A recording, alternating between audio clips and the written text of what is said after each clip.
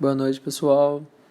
Bom, vamos falar um pouco sobre o desenvolvimento do produto. A gente está na modalidade de áudio, justamente por conta das aulas não poderem ser em força maior, caso fortuito, através de face-to-face, presenciais.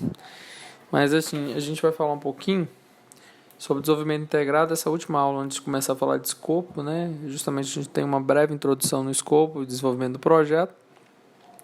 Porém, o seguinte, a gente está justamente numa fase que a gente encerra o pré-desenvolvimento e também desenvolvimento do produto, e a gente justamente começa na questão da validação do escopo do projeto. Então, é o seguinte, a fase do planejamento, a gente já viu que já foi muito importante, E agora é necessário a gente planejar o escopo, coletar os requisitos do cliente, justamente definir uma estrutura analítica do projeto, que é chamada de EAP, em inglês Work Breakdown Structure, e é justamente Structure, e aí é justamente nessa fase que a gente começa a desenhar e validar o escopo e validar esse processo junto ao nosso sponsor, ou seja, aquele que vai pagar, que ele vai assumir financeiramente esse projeto. Então é o seguinte, falando um pouco lá de definição e validação do escopo, vocês sigam por favor o material, essa aula é a aula 2.2, ou seja, o quinto encontro, e justamente este processo de validação do escopo, ele justamente vai envolver a elaboração de cronograma, gestão de custos, os próprios recursos, mão de obra, você vai ter que comprar alguma coisa, seja gerenciamento das aquisições, a comunicação, dos stakeholders, são as partes interessadas dos riscos, ok? Então, assim, a gente não vai fazendo um cronograma direto, a gente vai fazer uma série de definições prévias, até então a gente planejar os requisitos de tempo, que envolve o cronograma. Então, o planejamento do projeto de desenvolvimento ser na fase que chamamos de pré-desenvolvimento, e suas informações serão entradas para a fase de desenvolvimento do produto. A primeira etapa dessa fase é o planejamento que denominamos de informacional.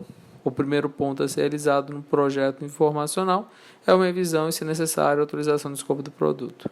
Projetos são dinâmicos podem sofrer alterações, ou seja, gente, é um produto, por exemplo, vamos considerar um violão. Um violão, ele tem diversos tipos de violão, A gente tem o violão de madeira, a gente tem o violão feito com material diferenciado, tipo acrílico, enfim.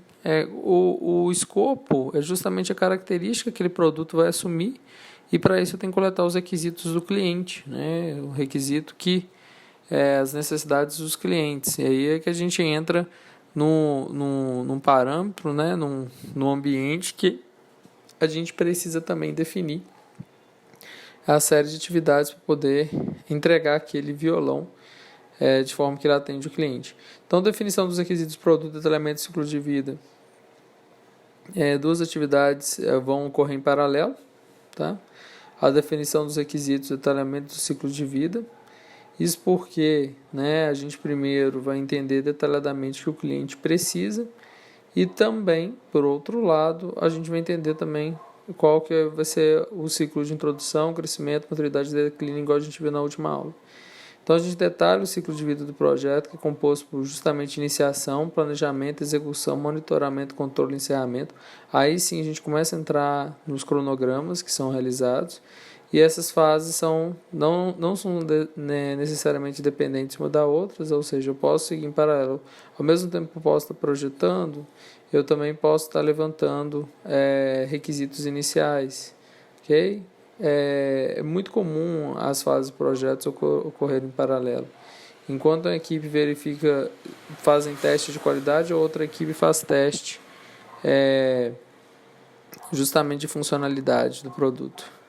Então, após todas as etapas, a gente define as especificações do produto, monitoramos, todos esses aspectos e formamos um preço de venda coerente com o mercado, igual a gente falou. Poxa, quais são os meus requisitos? Com base no meu cliente, eu vou formando, vou entendendo os custos e formando o meu preço, justamente com a margem de lucro que eu vou aplicar. Então, tudo isso é documentado, ok?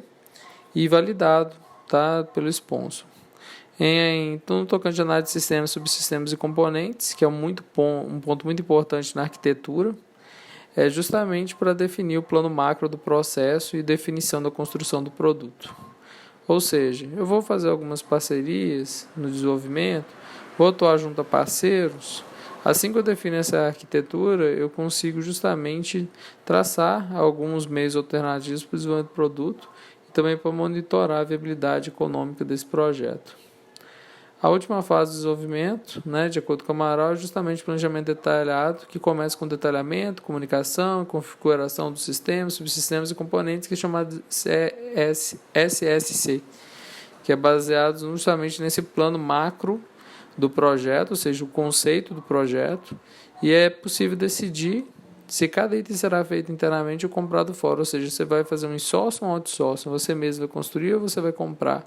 E aí envolve fase de qualificação, tá? Nessa fase, por exemplo, eu vou entender se o fornecedor ele vai mandar um componente correto ou não. Dentro desses ensaios, junto com a engenharia, a gente tem o PIPAP, que é o processo de aprovação de peças para produção. O PIPAP é um documento vasto que ele vai fazer uma série de alinhamentos entre envios de amostras de fornecedores e clientes e vai definir o melhor, os requisitos que são mais valorosos para o cliente de acordo com o sistema de produção, a forma de entrega, entre outros. Então, isso tudo viabiliza a fabricação e a montagem, tá? Permite a gente planejar todos os recursos fabris e justamente até mesmo a embalagem, ok? Realizando as aquisições que são necessárias, homologações que são necessárias no produto. E aí a gente precisa entender todas essas etapas justamente até lançar o produto no mercado, tá? Esse novo produto substitui o antigo, igual a gente viu no ciclo de vida. E a empresa, gente, é ela que decide estrategicamente se vai manter o produto, se vai diversificar o mix ou não. Isso depende do alinhamento estratégico, ok? Em resumo, esta é a aula de hoje, tá? Sobre desenvolvimento integrado de produtos. Se tiverem dúvidas, podem mencionar por e-mail, ok? Um abraço e até mais.